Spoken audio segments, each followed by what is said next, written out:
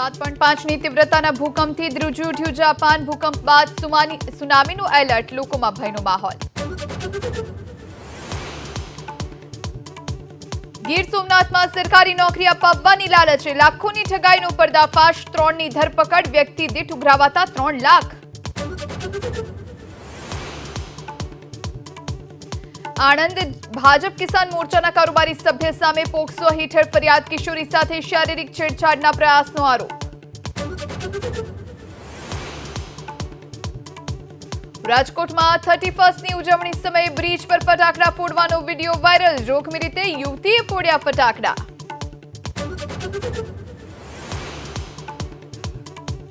પંચમહાલમાં સોનાની તસ્કરીના પર્દાફાશનો મોટો ખુલાસો. 542 ગ્રામમાં સેલેનિયમ અને અન્ય મિશ્રણ હોવાનો FSL રિપોર્ટ. તાપી વીરપુરમાંથી ઝડપાયો 2834 કિલો પોષ ડોડાનો જથ્થો. જીપ્સમ પાવડરની આડમાં હેરાફેરીનો ખુલાસો.